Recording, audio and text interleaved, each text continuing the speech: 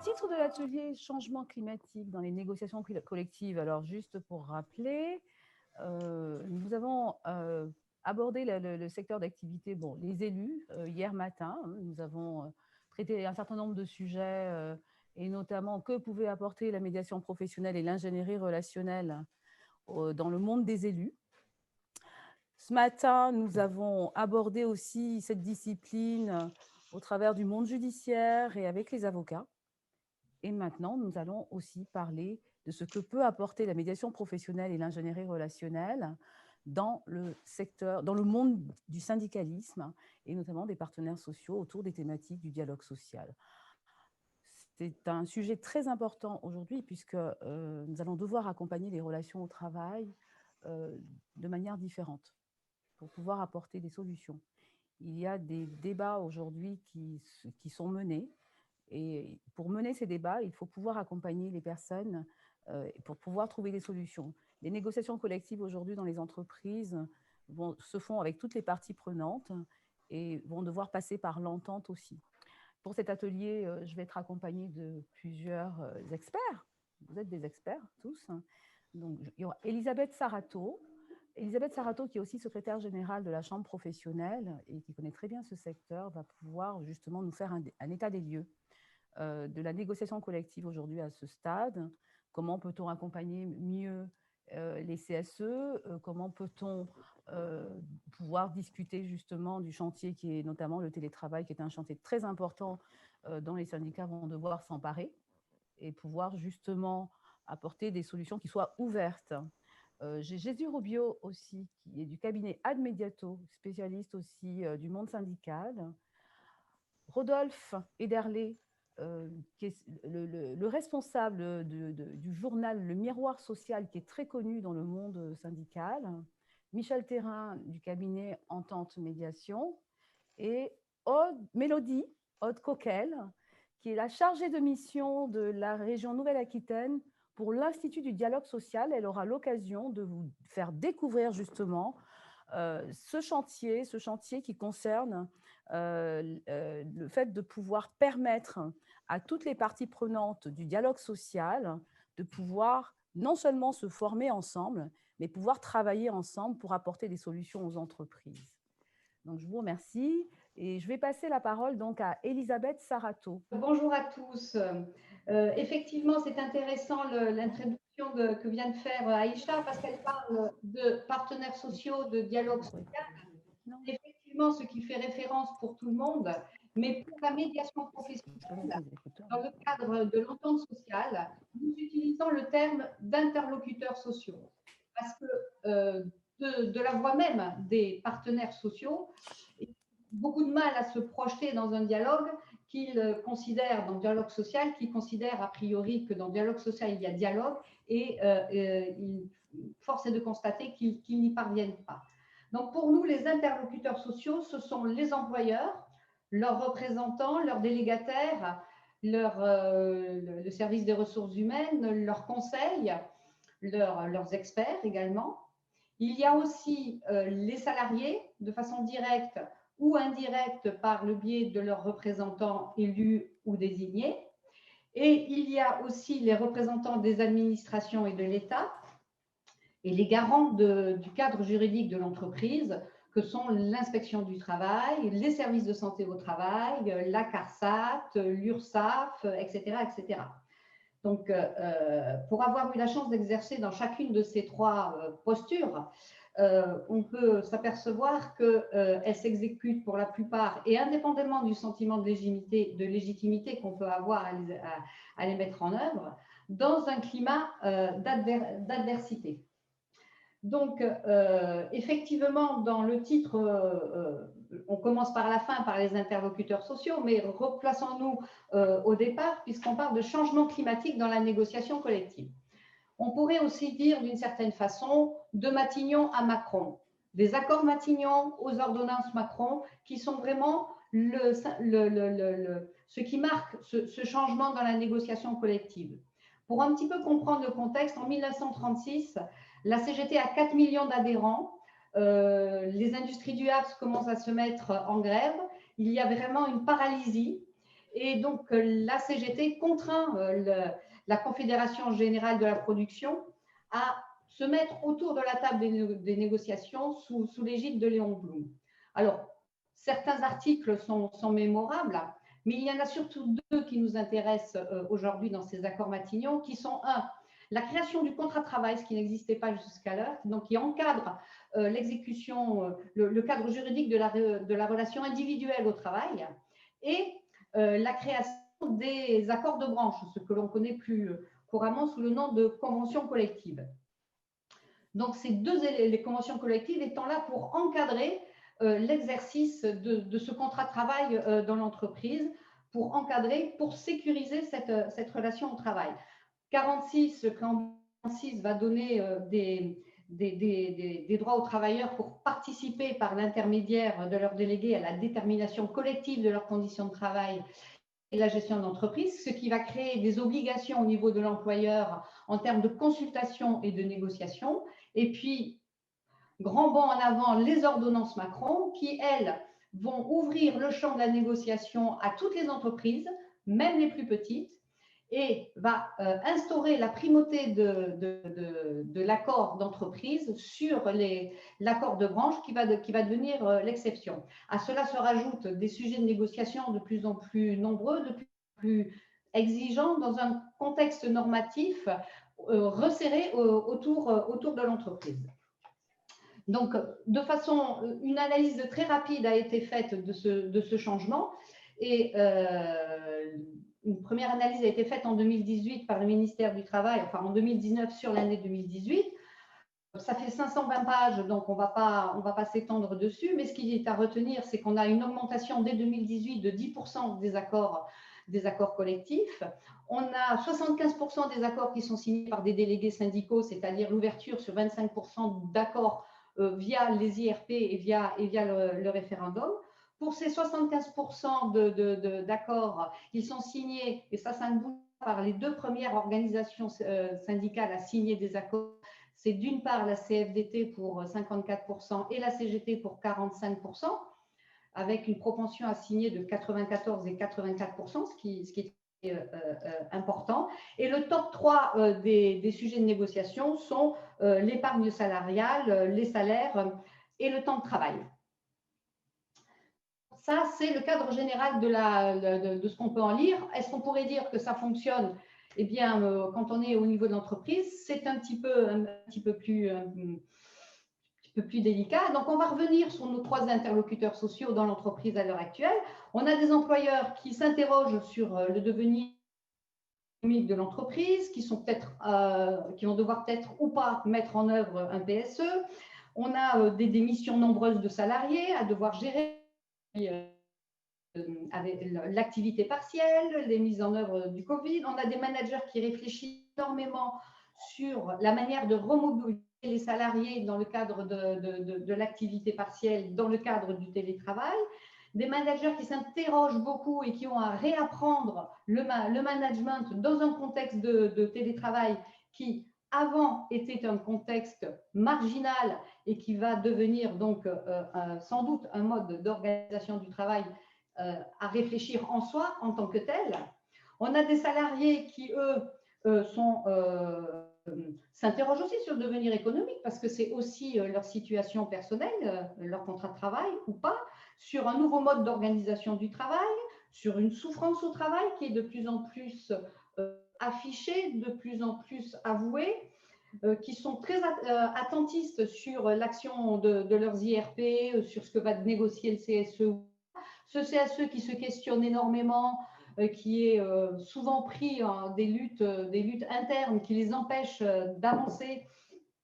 On a des comptes rendus de PV qui, au bout d'un an, ne sont toujours pas faits parce qu'on n'est pas d'accord sur la virgule, sur la respiration, etc., de ce qui est dans ce contenu. On a des organisations syndicales qui sont confrontées à ce changement climatique, justement, de la négociation collective, sur des règles de représentativité qui ont beaucoup changé et qui se questionnent sur leur objectif qui est de porter la revendication des salariés sur des terrains où ils ne sont pas, sur des déserts syndicaux et être au plus près des salariés. Et aussi, le troisième interlocuteur social, on a des santé au travail qui sont un petit peu saturés sur la période, qui ont du mal aussi eux-mêmes à fonctionner, et l'inspection du travail qui reçoit à la fois les questionnements des salariés, les questionnements des employeurs, les questionnements du CSE, le questionnement des organisations syndicales. Alors, ce contexte-là, je me suis dit, tiens, en tant que médiateur professionnel, je lisais le liaison sociale du 7 septembre 2020 qui parlait justement du thème de la négociation interprofessionnelle sur le travail. Et qu'est-ce qu'on lit? Et quand on est médiateur professionnel, on se dit qu'on a tous les ingrédients pour que la négociation n'aboutisse pas. Alors, je vous lis quelques extraits. Donc, on a les organisations patronales qui considèrent que le corpus actuel suffirait à encadrer le télétravail, rendant une négociation interprofessionnelle sans objet. Donc, on a une position du MEDEF qui dit nous ne souhaitons pas réengager un ANI sur le télétravail, celui de 2005 nous suffit largement. On a les organisations syndicales de salariés qui considèrent que le corpus juridique ne leur suffit pas, qui veulent transmettre un document pour convaincre. On a le patronat qui montre aucune volonté d'aller vers une négociation, c'est ce que disent les organisations syndicales. Donc, on a les organisations patronales qui affichent leurs convictions, les organisations syndicales qui, eux, sont dans leur certitude et qui considèrent que le patronat joue la montre, qu'il faut véritablement se saisir d'un débat et qu'il convient de se mettre autour de la table. Et puis, dans ce même numéro de liaison sociale, il y a les salariés, un retour d'expérience beaucoup plus émotionnel des salariés qui cherchent, eux, un équilibre, vie personnelle, bien-être des salariés, des éléments d'attractivité pour recruter, fidéliser, maintenir le lien social, ne pas avoir de coupure. Alors, effectivement, est-ce que pour nous, médiateurs, on se dirait que cela fonctionne normalement? Eh bien, on a des prêts d'intention, on a de la contrainte, on a tous les ingrédients que nous, médiateurs, nous savons facilement imaginer. Et donc, effectivement, il doit y avoir un changement dans la négociation collective, c'est-à-dire que les interlocuteurs ont à leur disposition un outil qui est la médiation professionnelle, qui va les aider dans leur projet, parce que la médiation professionnelle n'a pas un projet pour l'entreprise, n'a pas un projet à la place des employeurs, n'a pas un projet à la place des salariés ou à la place de leur organisation syndicale. La médiation professionnelle va mettre en œuvre à disposition de ces interlocuteurs sociaux un outil qui est la qualité relationnelle pour les aider dans leur projet. Voilà. Jésus, tu voulais peut-être…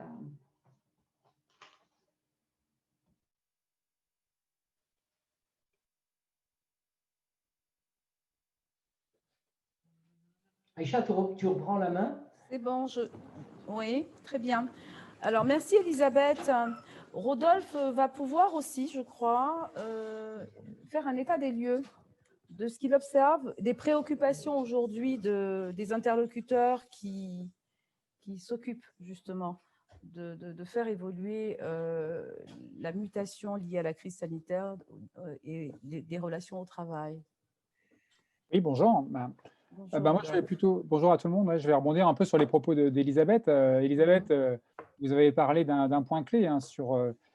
il y a la conflictualité et la recherche du consensus et de l'accord entre les partenaires sociaux. Moi, je les appelle les partenaires sociaux encore, excusez-moi, dans le collectif pour négocier des accords, mais il y a le sujet majeur des problèmes relationnels qui existent au sein des représentants du personnel et entre les organisations syndicales en interne dans les entreprises qui forcément les affaiblit. Et là, pour le coup, c'est vraiment ça les affaiblit et là, il y a matière à intervenir pour améliorer la qualité relationnelle comme vous êtes capable de le faire. Et dans le cadre de vos interventions, c'est vraiment un sujet majeur, sujet d'autant plus majeur que les enjeux, Elisabeth, vous les avez dressés. La place de l'accord d'entreprise, la place de l'accord d'entreprise qui prend une part de plus en plus importante, hein, sans cesse.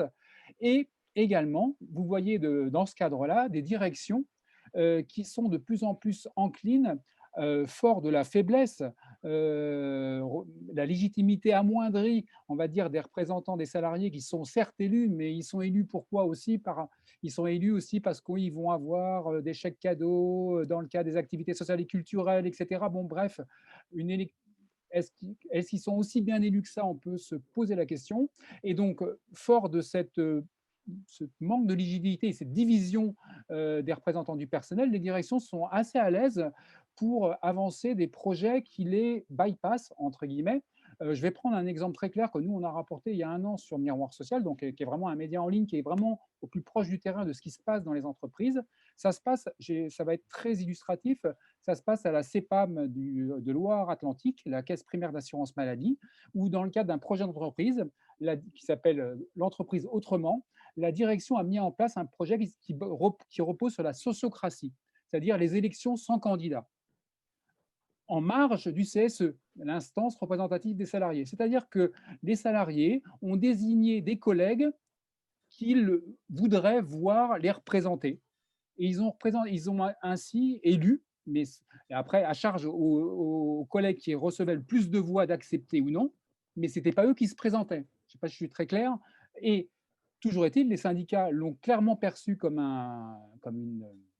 une attaque, mais la direction a continué. Et c'est vraiment dans ce cadre-là, la démarche s'appelle le forum, c'est l'idée de faire remonter un maximum d'informations pour pouvoir améliorer le projet d'entreprise, etc. Et les syndicats sont sur la touche, là. Vous voyez? Donc là, ça pose vraiment un sujet. On a également le problème de distanciation entre ce qui est négocié dans les entreprises et la réalité que ça recouvre pour les entreprises. Vous voyez, on parle d'accord d'entreprise, mais dans quelle mesure un accord d'entreprise, il est digeste pour un salarié? Dans quelle mesure il est impliqué dans la négociation d'une façon ou d'une autre, dans le processus de négociation? Là, il y a beaucoup de choses à faire et il y a un lien qui s'est distendu.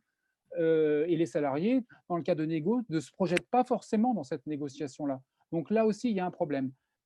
Pour aller sur le télétravail, là, c'est sur un autre plan. Le télétravail, Elisabeth, vous l'avez rapporté, on est parti sur une volonté d'avoir un accord chapeau au niveau interprofessionnel, avec dans le cas d'un ANI.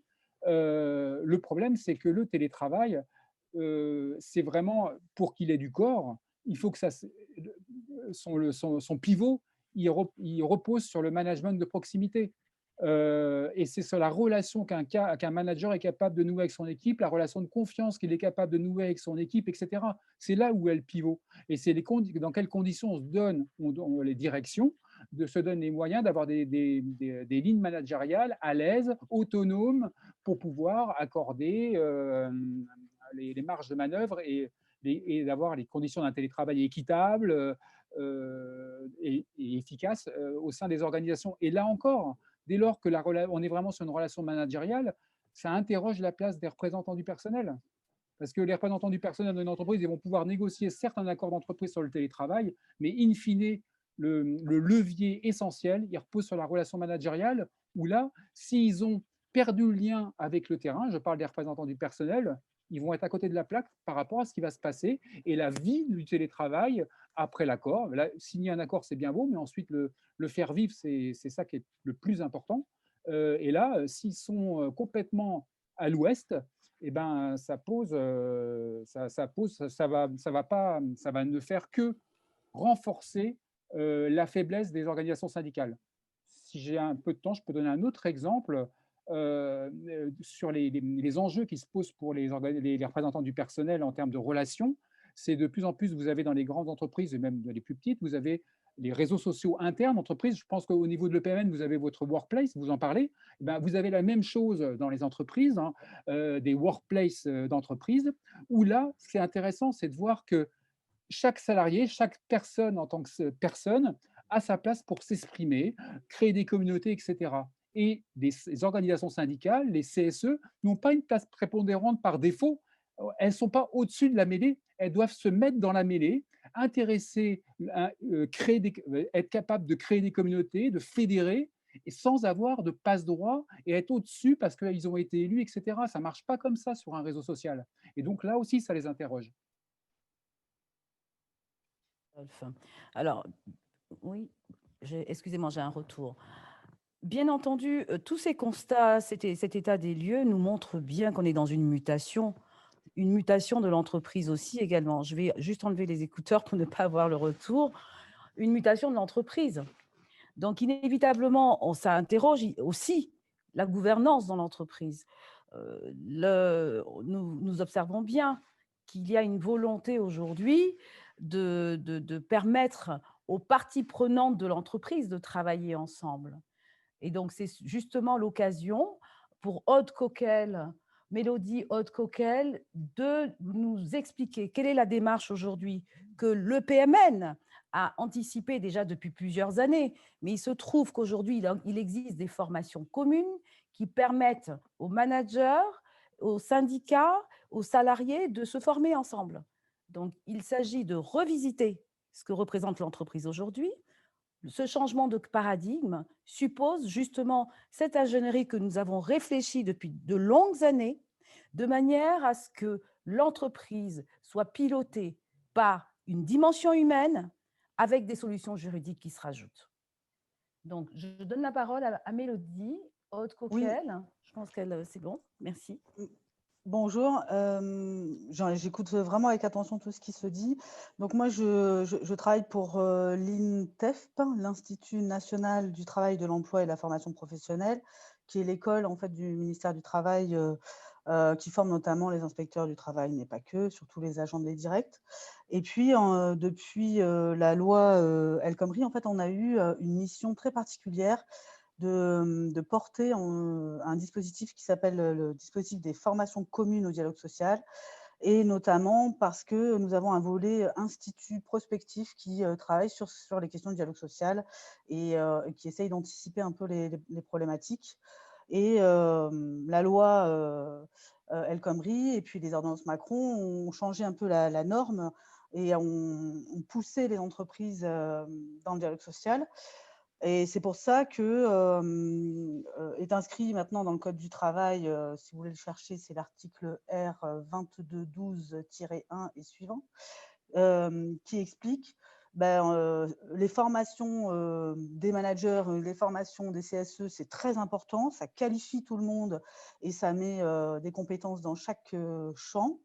Mais par contre, ce qui serait bien, et c'est ce que disait Elisabeth, c'est de parler de dialogue avant de parler de dialogue social. Et du coup, pour ça, on parle de compétences relationnelles. Et ce n'est pas inné, en fait, les compétences relationnelles. On n'acquiert pas ça comme ça, simplement parce qu'on s'est parlé, ou simplement parce que dans un emploi, on a peut-être été un peu plus communicant que quelqu'un d'autre. Ça s'apprend à relationner. Et c'est exactement les fonctions que vous exercez en tant que médiateur, c'est faire apprendre aux gens à parler aux autres et à écouter et à prendre en compte le point de vue et les intérêts de l'autre. Et pour ça, donc cet article de loi, il dit « Mettons ensemble dans une même pièce les représentants des employeurs et les représentants des salariés, quel que soit leur bord, et faisons-les travailler sur la qualité de la relation » avant même de commencer à parler des questions de négociation. Alors, c'est bien beau de dire tout ça, etc. C'est chouette, mais concrètement, c'est quoi? Eh bien, une formation commune, c'est 2 jours dans lesquels les parties prenantes, on peut les appeler les interlocuteurs sociaux ou les partenaires sociaux, mais en tout cas, ce sont les parties prenantes du dialogue social dans l'entreprise. Et j'irai même plus loin, ça peut être aussi les fournisseurs, les prestataires, la femme de ménage, parce qu'en fait, c'est une autre entreprise, mais finalement, c'est aussi un peu celle qui travaille chez vous tous les jours. Voilà.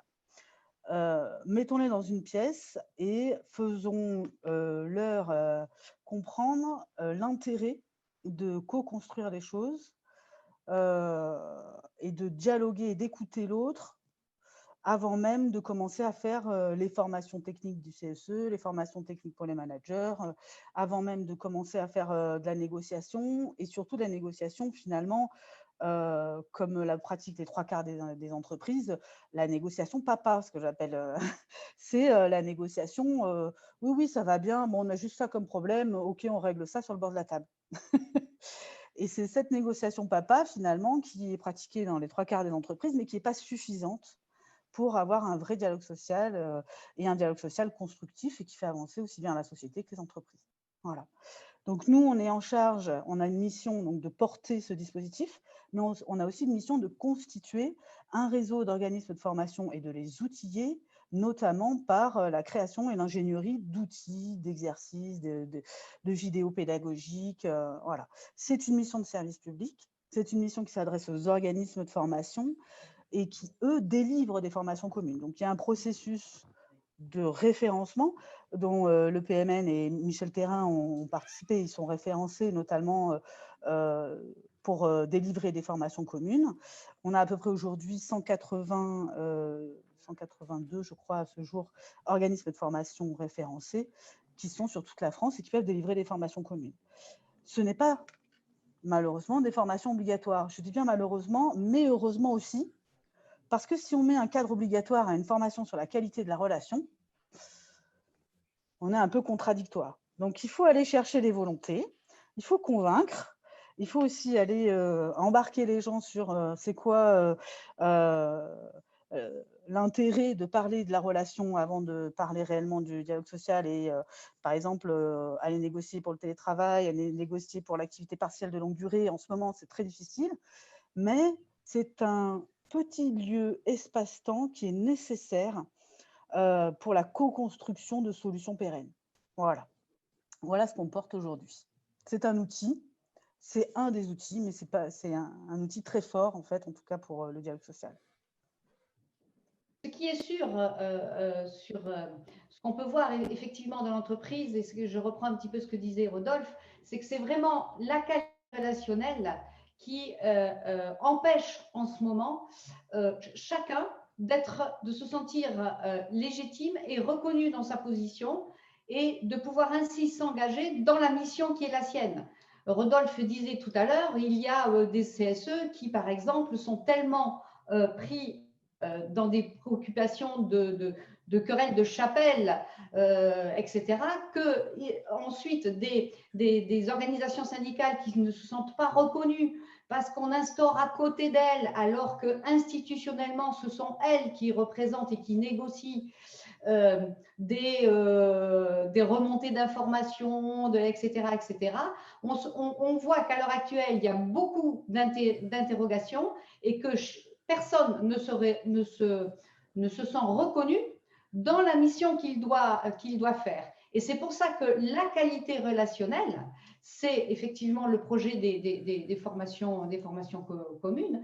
Là, c'est ce qui va permettre à tous ces ingrédients de prendre et de faire effectivement, de poser les questions et les vraies questions.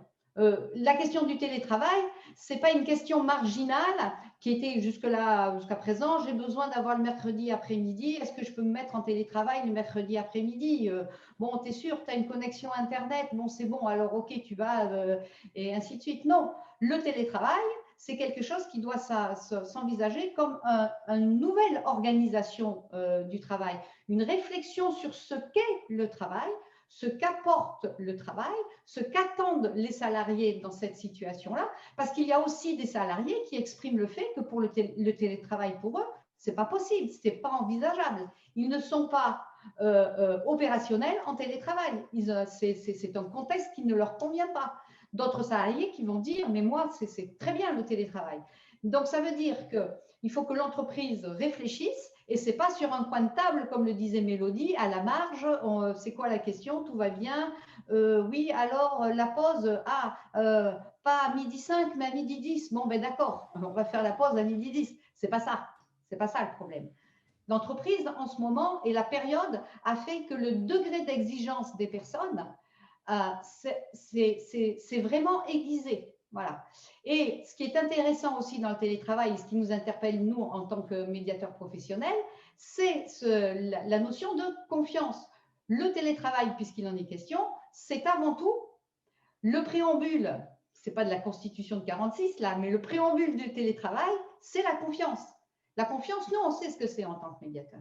On peut en parler. Merci Elisabeth.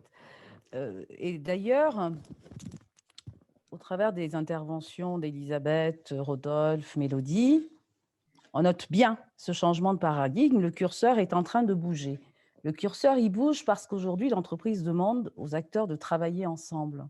C'est obligatoire. Je ne vois pas comment on arrivera à sortir des textes qui soient constructifs pour la construction et pour l'organisation du télétravail à venir si on ne permet pas aux personnes d'apprendre à travailler ensemble, et notamment sur un élément très important que je répète, qu'Elisabeth a évoqué. On a tendance à négliger, mais je le vois un peu dans certains médias aujourd'hui, cette fameuse relation de confiance. Cette relation de confiance, elle se construit, elle s'entretient, elle se maintient. Et pour cela, il faut des outils, il faut effectivement apprendre, puisque là, depuis hier, effectivement, nous vous expliquons l'importance de se préoccuper des relations, et ça passe par de l'apprentissage. Ce ne sont pas des compétences qui ont été acquises à l'école. Donc, nous avons besoin aujourd'hui de nous former en permanence pour apprendre à être en relation. Et aujourd'hui, les syndicats sont aussi en mutation, sont en recherche d'une nouvelle méthode, en recherche d'une nouvelle manière d'accompagner les salariés. Comment les convaincre aujourd'hui de pouvoir les accompagner, mais en réalité, il va falloir se réorganiser, s'interroger sur les nouvelles missions parce que l'entreprise a muté, la société est en train de muter, et donc tous les acteurs de l'entreprise vont devoir effectivement avancer sur cette question du dialogue social qui aujourd'hui ne représente plus tout à fait la même chose. Jésus, alors je vais reprendre, Jésus donc va pouvoir nous présenter justement certains cas pratiques. Il intervient beaucoup en entreprise, et connaissant aussi très bien le milieu syndical. Jésus, je te propose peut-être justement de nous donner des exemples. Des exemples, il y en a de très nombreux. Enfin, il y a beaucoup de syndicalistes dans la chambre de la médiation, dans la chambre de la médiation professionnelle, de diverses sensibilités d'ailleurs. Et c'est vrai que tout ce qui a été dit précédemment par les interlocuteurs, par exemple, le fait que l'un des principaux problèmes du dialogue social, c'est le fait que les organisations syndicales entre elles ou à l'intérieur d'elles-mêmes ne parviennent pas à trouver une dynamique, une homogénéité, une coordination, à trouver entre elles-mêmes un accord, par exemple. Donc on voit bien comment ici, la médiation professionnelle pourrait intervenir. L'école a mis au point, nous avons 2 modules, dont un qui est immédiatement opérationnel dans le cadre des formations communes. Je vais le mettre entre guillemets parce que pour le PMN, ce sont des formations qui peuvent être communes ou séparées. En tout cas, c'est les mêmes. C'est la même formation. Elle peut donc sans aucun problème du début être dispensée de manière commune. Nous en parlerons avec Michel tout à l'heure et puis en parlera Aïcha. Oui. Elles peuvent aussi être dispensées à des organisations spécifiques ou à des collèges, salariés, employeurs, etc. Et puis une deuxième formation qui est en cours d'élaboration sur une technique particulière de négociation qui s'appelle la négociation contributive et qui est une approche totalement renouvelée du principe de la négociation avec autrui, fondée sur l'altérité. Je ne vais pas développer ici, mais c'est vraiment un concept complètement renouvelé sur la négociation applicable à la négociation sociale. Alors, dans ce symposium, nous parlons de toute la dimension sociale de l'ingénierie relationnelle, de la qualité relationnelle et de la médiation. À mon sens, la question qui se pose pour les organisations syndicales, et je vois que dans le chat ça apparaît, est-ce que nous pensons et est-ce que nous allons proposer aux interlocuteurs sociaux, alors moi je dis interlocuteurs parce que je connais des organisations syndicales qui ne se reconnaissent pas comme des partenaires. Ils disent il n'y a pas des organisations syndicales de salariés. Plusieurs. Ils disent, moi, quand on me parle de partenariat social avec le patronat, je sais déjà que ça ne va pas fonctionner. Je refuse de m'inscrire dans cette logique. Et pourtant, ces mêmes organisations syndicales ont en commun avec les autres, qui se reconnaissent comme des partenaires du patronat, elles ont une chose en commun avec les autres, c'est qu'elles discutent, elles s'affrontent, elles négocient, elles rencontrent le patronat pour essayer d'aboutir sur un certain nombre d'évolutions sociales que l'on considérera communément, puisque c'est bien ça le but du partenariat social, de l'interlocution sociale, de produire du progrès social. Voilà. Donc, je reviens sur est-ce que la médiation professionnelle est une forme de pensée c'est une méthodologie, ce sont des principes et ce sont des techniques, la médiation professionnelle. Est-ce que ces techniques sont susceptibles de remplacer les partenaires actuellement en lien pour produire du progrès social? Ou bien est-ce que c'est une discipline transverse qui va venir aider les uns comme les autres tels qu'ils sont, parce qu'il y a des revendicatifs, il y en a des combatifs, il y en a des qui aiment bien au contraire négocier, coopérer, construire des projets communs, etc., qui va venir aider les interlocuteurs tels qu'ils sont, en les prenant rigoureusement comme ils sont, c'est-à-dire en validant, en légitimant leurs projets respectifs, qui parfois sont totalement incompatibles les uns avec les autres, mais en les légitimant. Donc, discipline transverse qui va venir aider, qui va pouvoir venir aider tout le monde à se mettre autour d'une table indépendamment de la médiation professionnelle pour avancer dans le progrès social.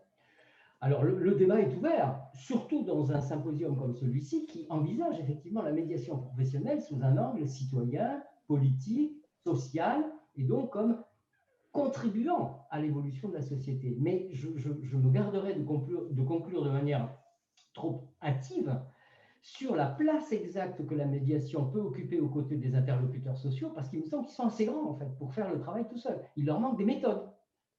Et ces méthodes, oui, l'ingénierie relationnelle en dispose. Elle peut les dispenser. De manière commune ou de manière séparée, elle peut les dispenser. Alors effectivement, Aïcha te demandait, moi j'ai quelques exemples d'intervention dans le domaine de la négociation sociale auprès des interlocuteurs sociaux. Les directions des ressources humaines sont de moins en moins réticentes à solliciter la médiation professionnelle, me semble-t-il, très modestement. Sont de moins en moins réticentes à solliciter la médiation professionnelle pour se faire accompagner dans la négociation sociale. C'est un fait, mais ce n'est pas forcément un bon signe du point de vue du dynamisme de la négociation sociale. Parce que ce qui est très caractéristique et très ennuyeux, c'est que les représentants des salariés, les organisations syndicales et évidemment les IRP, mais ce qui est au cœur, c'est l'organisation syndicale. Elles ne sont toujours pas convaincues par le fait que l'ingénierie relationnelle peut être pour elles un outil efficace et qui n'empiète pas sur leurs prérogatives historiques et au demeurant toujours actuelles. Alors voilà un petit peu, moi, comment je vois ce débat qui est complexe, parce qu'il vise plusieurs types de fractures, avec plusieurs types d'interprétations autour de ces fractures, que ce soit du côté employeur et représentant des employeurs, ou du côté salarié et représentant des salariés. Ou de l'État, bien entendu. Elisabeth précise, ou de l'État. C'est vrai qu'il y a le troisième larron dans l'interlocution sociale. Il y a toujours un troisième, mais qui a une puissance considérable, et qui est évidemment l'État sous sa forme la plus générale. Hein. Voilà. Je peux me permettre une petite intervention? Oui, bien sûr. Sur ce que tu dis, Jésus. Je pense effectivement, pour aller dans ton sens, il y a une allergie quand même de fond assez partagée des organisations syndicales sur la notion de compétence relationnelle. Quand des directions des ressources humaines intègrent dans les évaluations professionnelles, les évaluations de performance, on les note comme on les appelle comme on veut, elles caractérisent l'importance de la relation. Il y a quand même un assez grand consensus des organisations syndicales pour rejeter cette approche du relationnel, la prise en compte du relationnel dans les relations au travail. Or, Rodolphe, merci de cette précision, mais ce qui est terrible pour nous, médiateurs professionnels, surtout lorsque nous sommes, comme c'est mon cas, syndicalistes, passés, où il y en a beaucoup qui sont encore actifs, hein, des médiateurs professionnels, c'est que quand nous parlons de qualité de la relation, ce que nous disons n'a absolument rien à voir, et c'est même opposé à ces compétences relationnelles, entre guillemets, qui sont mises en œuvre de manière très naïve et très, un terme qu'on emploie beaucoup, mais il ne faut pas s'en gargariser, d'une manière assez peu compétente finalement, par les directions des entreprises. C'est une maladresse immense. Et c'est ça qu'il faut aussi réussir à dépasser. Je peux me permettre aussi une petite intervention. Bien sûr, merci. Merci. Quand on parle par exemple de formation commune, qui est un des outils pour améliorer justement la culture du dialogue social et le dialogue social dans les entreprises, on parle dans les formations communes d'un concept qui a été donc écrits et réalisés avec tous les partenaires sociaux. Je vais vous les citer. Il y a la CFDT, il y a FO, il y a CFE-CGC, il y a la CFTC, il y a le MEDEF, il y a la CPME, il y a l'UDP. Et tous ces gens-là, en fait, font partie du conseil des formations communes. Il y a un conseil scientifique qui suit aussi les formations communes. Cette loi et cet article du Code du travail a aussi permis l'écriture d'un cahier des charges très spécifique dans lequel tous les partenaires sociaux qui ont signé et qui ont créé les formations communes se sont mis d'accord. C'est-à-dire que ça a été un travail énorme de lister un socle commun sur lequel on pouvait tous s'appuyer, peu importe de quel côté on était, quoi. Voilà, donc je tiens juste à dire, on a des outils, c'est simplement ils ne sont pas visibles. On a des actions, bien sûr que chaque force tire vers son côté, mais ce qui se passe dans une relation commune, dans une formation commune, pardon, c'est un exercice de pratique de la construction d'une confiance. C'est pas théorique, c'est pas dire c'est quoi la communication, voici un PowerPoint de 41 slides pour vous dire c'est quoi la com. On s'en fiche de ça, d'accord? On est bien là dans une formation pour apprendre à relationner. Et c'est là toute la différence en fait avec peut-être tout ce qui est technique. C'est pour ça que chaque partie a son vrai rôle et son enjeu. Les syndicats, ils ont un vrai rôle de formation technique, de formation aussi à leurs valeurs, à ce qu'ils veulent faire, à ce qu'ils veulent porter. Mais ils ont aussi un espèce de socle à porter en commun avec les formations communes et avec des dispositifs inédits et très innovants, finalement, en France. Oui, c'est pour ça que peut-être, Jésus et Michel, vous allez peut-être pouvoir parler justement du module que nous avons mis en place dans la branche entreprise interlocuteurs sociaux de l'EPMN, qui est donc le module qualité relationnelle IS, interlocuteurs sociaux. Jésus, tu peux peut-être en parler avec Michel. Michel ? Oui, bonjour à chacun. Alors, j'ai entendu beaucoup de choses, là, c'était très intéressant. Ça me fait toujours venir d'autres idées à mesure que je vous entends. Et donc, quand nous avons profité du coup de la période de confinement avec Jésus et Elisabeth pour construire ce module donc, qui était un petit peu en arrière, enfin dire, initié d'une part par nos réflexions, puis en même temps par celle de Mélodie au moment où elle est venue me trouver sur Préventica Marseille et m'expliquer son projet. Alors clairement, au départ, c'était l'administration pour moi, en face de moi, et je me disais, ma foi, oui, c'est encore une histoire de partenaires sociaux, etc. Et puis c'est vrai que quand on a commencé à discuter avec Jésus et Elisabeth, on s'est dit, ouais, les partenaires, les interlocuteurs sociaux, partenaires, comme disait Jésus, ça peut avoir une connotation pour certains, pour certaines oreilles, ça peut être un peu difficile. Et on s'est dit interlocuteurs. Et puis, j'ai regardé sur le web, j'ai recherché interlocuteurs sociaux. Eh bien, j'arrive toujours souvent à partenaires sociaux, quoi. Alors, j'ai redescendu, puis j'ai vu interlocuteur. Interlocuteur, en fait, c'est quoi? En fait, c'est une personne qui est reconnue pour sa capacité dans la négociation. Vous voyez un petit peu, là, on commence à s'avancer. On commence à s'avancer. Et puis, partenaire, OK, il y a une construction, comme elle nous a dit Elisabeth tout à l'heure. Tout ça, c'est encadré, donc Mélodie également, c'est encadré, toute cette affaire, etc. Puis, en plus, j'ai noté, il y a des organisations syndicales et il y a des organisations patronales. Ah oui, d'accord. OK, c'est super ça. En réalité, on a des gens qui se retrouvent à un moment à porter l'habit du patron et les autres porter les habits des salariés, des représentants, des élus, etc. L'habit ne fait pas le moine. Est-ce que l'habit fait l'interlocuteur social? Ça, je ne sais pas. En tout cas, on a des hommes derrière tout ça. Je ne sais plus qui parlait tout à l'heure de confiance. Eh bien, c'est vrai, on a des hommes et c'est la relation. Et des femmes, hein? Et des femmes aussi. Ah oui, mais alors là, chez nous, chez nous, les médiateurs professionnels, et tu vois, là, je suis en plein à côté, c'est qu'on a défini la chose de manière beaucoup plus simple. C'est qu'on dit qu'on a des personnes. Et à partir du moment où on a des personnes en face de nous, que ce soit hommes, femmes, eh bien, effectivement, on est appelé à les considérer comme de vrais interlocuteurs. Donc, dans ce prolongement-là, je me dis, moi, en fait, c'est un petit peu ce qu'évoquait Jean-Louis précédemment. En fait, il y a une première fois. On ne sait jamais où on met les mains, on ne sait jamais où on met les pieds, mais il y a une première fois.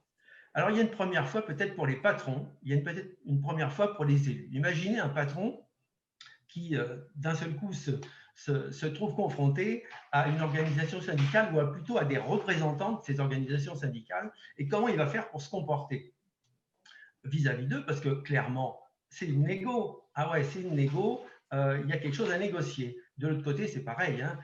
Donc, les salariés, effectivement, ils ont leur légitimité à pouvoir négocier, puisqu'ils sont de toute façon reconnus. Enfin, reconnus encore, peut-être pas encore, parce qu'ils ont juste l'habit, quoi.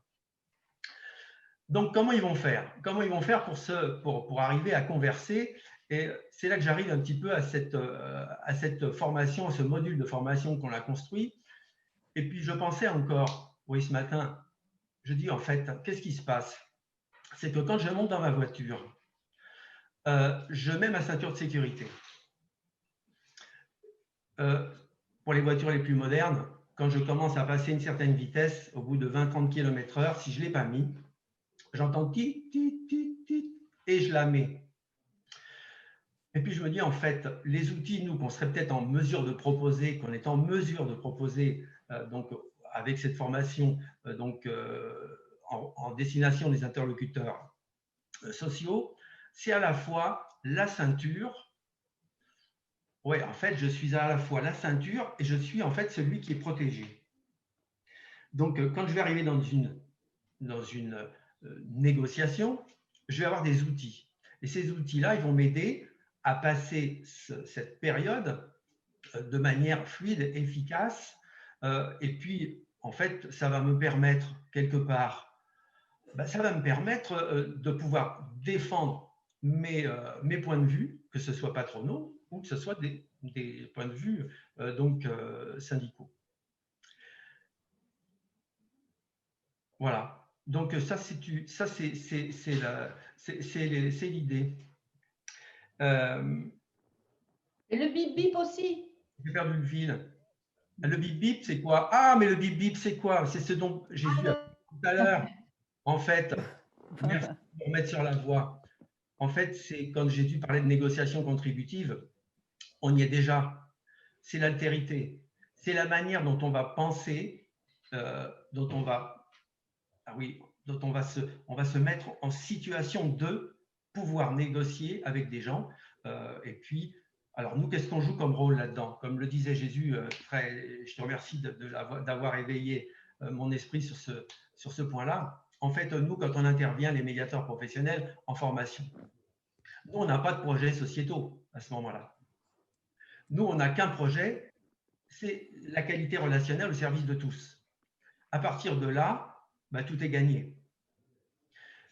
C'est vrai qu'à une époque, je ne sais pas l'INT si vous avez évolué de ce côté, comment vous voyez les choses, mais vous pensiez que c'était bien au cours d'une formation d'avoir d'un côté un représentant patronal et de l'autre côté quelqu'un qui aurait une sensibilité syndicale. Nous, à la limite, cette position-là, on n'est pas prêt à la prendre. On est prêt à prendre notre position de simple neutralité, d'impartialité. Et puis, à partir de ce moment-là, ah oui, j'avais oublié l'indépendance. Et à ce moment-là, on est tout à fait en mesure de pouvoir donner satisfaction aux personnes qui sont là et les aider à naviguer gentiment dans la négociation. Jésus, tu veux qu'on reprenne peut-être les éléments qui figurent dans ce module que nous avons préparé ensemble? Bien sûr. Donc, on a parlé d'objectifs stratégiques. Alors, c'est vrai que Elisabeth l'avait dit déjà en préambule, à qui sont destinées ces formations, alors qu'elles soient communes ou pas, hein. On a bien compris que si on forme des syndicalistes d'un côté et des représentants patronaux de l'autre côté, ça fonctionne également, hein. On est capable de faire les deux. Objectif stratégique, hein, c'est ce que tu précisais, avec un certain nombre de définitions sur les moyens pédagogiques, sur l'approche pédagogique qui est mise en œuvre. Tu peux peut-être également les développer sur les principes, sur les modalités, etc. C'est ça, oui. Précisément défini. Tout à fait. Donc, l'idée, effectivement, c'est de pouvoir offrir cette formation-là donc à des entreprises qui soient de petites entreprises, de très petites entreprises, qui peuvent même se retrouver ensemble pour pouvoir parce que bon, les gens ne sont pas nombreux, c'est pas évident de faire toujours des formations complètes avec de petites structures, mais aussi ça peut s'adresser à des entreprises qui seraient des multinationales. Pour nous, c'est pas une difficulté. Alors que ce soit pour les entreprises, mais aussi toutes les organisations départementales, les communes, les régions, enfin tout type d'organisations qui regroupent en son sein des personnes qui seraient à même de négocier. Voilà. Merci. Donc, en termes de compétences visées, c'est clair qu'à l'issue des formations que l'on propose et qui pour nous, durent sur 3 jours, mais ça, j'en parlerai un peu plus tard, les stagiaires sont en capacité de mettre en pratique les principes de l'ingénierie relationnelle et de la qualité relationnelle au travail dans le cadre de leurs relations quotidiennes. Avec une approche pédagogique, qui est adaptée par nature aux interlocuteurs sociaux. C'est vrai qu'on a été soucieux, pour le coup, donc de correspondre à leurs besoins. Parce que c'est vrai qu'on va retrouver des besoins qui sont pour à peu près tous les mêmes, mais quoique. Mais là, carrément, il y a une spécificité. Donc, ces interlocuteurs-là, ils ont des problématiques, comme vous les avez évoquées tout à l'heure. Je ne vais pas revenir là-dessus, sur ce qui fait les enjeux et puis qui fait bouger la balance d'un côté et quelquefois d'un autre. Alors, il y a une approche pédagogique qui est articulée autour d'une modélisation rationnelle du potentiel qualité relationnelle de chaque stagiaire. Et là, on met en évidence des structures et interactions de communication. Alors là, Jésus, ça, c'est pour toi. Toi, tu connais ça. Tu peux en dire. On ne va pas rentrer en détail ici, mais disons qu'effectivement, parce qu'il y a le débat aussi dans le chat, hein, je vous invite à le suivre parce que c'est très intéressant. C'est sur la question du positionnement des personnes missionnées pour négocier, mais dans un cadre qui, par les syndicalistes, ou en tout cas un certain nombre d'entre eux, est défini comme un cadre collectif. Donc, en fait, on travaille sur des systèmes de délégation de mission, hein, on est porteur d'un projet global et ensuite, la personne qui négocie n'est pas elle-même habilitée à donner un accord ou non. Donc, il va bien y avoir un positionnement qui est un positionnement d'une personne, d'un négociateur, et dans ce cadre-là, effectivement, nous travaillons avec les personnes qui sont en formation, ce que nous appelons le potentiel de qualité relationnelle, qui est une caractérisation individuelle des techniques qu'il est possible de mettre en œuvre ou d'apprendre. Et donc, on va effectivement faire ce travail-là. Il y a un élément, peut-être, Michel, qui paraît absolument déterminant, mais aussi pour accélérer un petit peu dans la discussion, et peut-être il y a d'autres interlocuteurs ou interlocutrices, n'hésitez pas, bien entendu, hein, c'est que ce module il a été conçu comme un module commun, en s'en tenant d'ailleurs aux spécificités demandées par l'INTEFP, bien entendu. Mais module commun, ça signifie, je le précisais tout à l'heure, mais c'est très important, que le public visé peut être indifféremment soit ensemble des personnes issues des 3 catégories qui constituent les interlocuteurs sociaux, donc représentants des employeurs, représentants de l'État, représentants des salariés, et on peut parfaitement décliner ce module sur un groupe constitué des 3 publics en même temps, avec des modalités communes, etc., mais qui sont nécessairement techniques. On va forcément pas aborder le fond, parce que ça va être le pugilat, quoi, hein. Ça va être la dispute ordinaire, peut-être pas le pugilat, mais la dispute ordinaire. Ou bien il peut, de la même manière, ce module, être dispensé à des groupes qui sont issus soit du patronat, soit des représentants des salariés, soit des représentants de l'État, voire en ce qui concerne les organisations syndicales, il pourrait parfaitement être demandé par une organisation syndicale, donc sur la base d'une sensibilité commune aux questions sociales. Donc on voit bien que ce que décline ce module, c'est une technicité de la négociation au service des personnes et des collectifs, indépendamment de toute approche des contenus revendicatifs, des projets de société, des méthodes d'action, etc., etc. Nous ne parlons que de la qualité, bonne ou mauvaise, de la relation. Chacun, individuellement ou collectivement, dans une organisation ou dans une instance, peut se positionner, peut déployer un certain nombre de techniques pour faire avancer ses positions, qu'elles soient. Et le contenu des propositions ne nous intéresse pas. Enfin, ne nous intéresse pas en tant que médiateur. Après, évidemment, chaque formateur a ses propres convictions ou ses propres points de vue. Ça, c'est tout à fait normal. Mais ce n'est pas ce qui passe dans la formation. D'accord ? Peut-être aussi, pourrais-tu dire, Michel, pourrais-tu en ajouter pour conclure des éléments sur la durée, le programme, etc. Oui, c'est vrai que la durée, on l'a bâtie sur 3 jours, parce qu'on estime que 2 jours sont nécessaires donc, pour évoquer les concepts, et ce qui permet donc d'avoir une représentation de la relation, de ce qui sont les éléments qui perturbent la relation, mais aussi ceux qui les améliorent. Donc, on fait en même temps un point de vue sur ce qu'on appelle l'adversité versus l'altérité. Et puis, on envisage tous les obstacles qui sont de nature à bloquer cette qualité relationnelle. Voilà, donc cette idée-là, c'est 2 jours sur les concepts.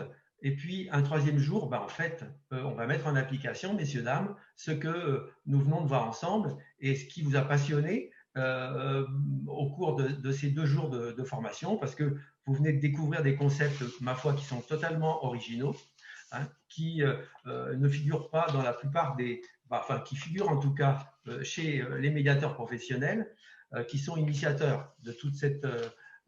de toute cette qualité relationnelle comme nous la concevons. Donc, 2 jours concept, 1 jour application. Alors évidemment, entre-temps, il se passe des choses, hein. Il y a un e-learning qui est disponible, qui permet de rappeler tous ces concepts, et puis qui permet de vérifier, et puis qui permet aux personnes de s'approprier donc toutes les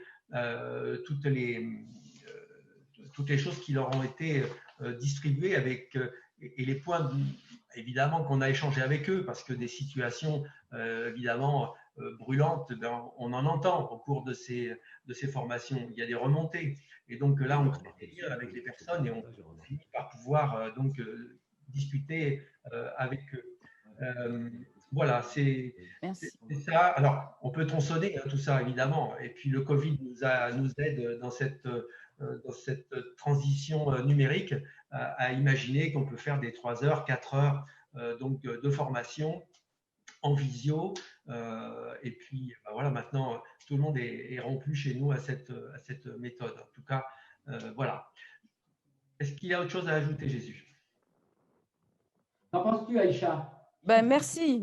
En tout cas, on a abordé différents sujets. Nous serons amenés à certainement organiser encore d'autres conférences sur ces thématiques, puisque c'est le sujet d'actualité. Les syndicats sont en recherche de solutions. Nous apportons de l'ingénierie. Et donc, merci Mélodie. L'Institut du dialogue social va continuer à sensibiliser en tout cas sur l'importance pour toutes les parties prenantes de pouvoir travailler ensemble. Et donc, je vais en profiter pour passer la parole à Jean-Louis Lascou, qui est juste à côté de moi. Merci Elisabeth, Jésus. Alors, vous avez bien compris, le PMN, qui a des spécialisations, accompagne tous les secteurs d'activité. Et donc, cet atelier fait l'objet d'un travail de recherche au sein de notre département des relations sociales.